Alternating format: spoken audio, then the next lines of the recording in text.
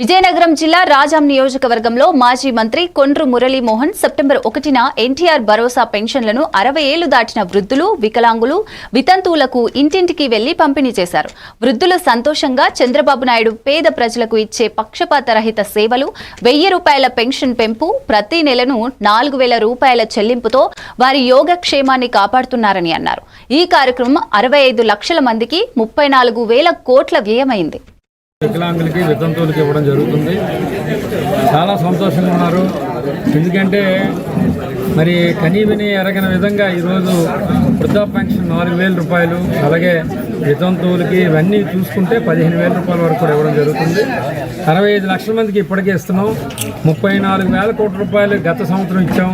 ఈ సంవత్సరం ఇంకా ఒక 2,000 కోట్లు పెరిగే పరిస్థితి ఉంది. మరి ఆర్థిక పరిస్థితి ఇబ్బందిగా ఉన్న ఈ రాష్ట్రం, 10 లక్షల కోట్ల రూపాయలు అప్పున్న ఈ రాష్ట్రం అయినప్పటికీ మరి అడ్జస్ట్మెంట్ చేసి పేద ప్రజలను చూసుకోవాలని మన నాయకుడు, మన ముఖ్యమంత్రి చంద్రబాబు నాయుడు గారు ఒక విజన్తో ముందుకెళ్ళడం జరుగుతుంది.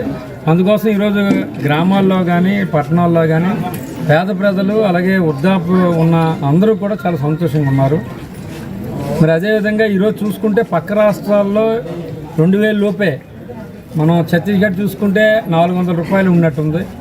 అలాగే తెలంగాణ, కర్ణాటక ఎక్కడ చూసినా 2,000 రూపాయలు వృద్ధా పెన్షన్ ఉంది. ఇక్కడ ఒకటే 4,000 రూపాయలు పెట్టడం జరిగింది సంవత్సరం నెలకి. అంటే అన్నీ కూడా ఒక విజన్తో ముందుకెళ్తున్నాం. మరి ఎన్ని ఇబ్బందులు ఉన్నప్పటికీ మన నాయకుడు ఈరోజు మరి 10 లక్షల కోట్ల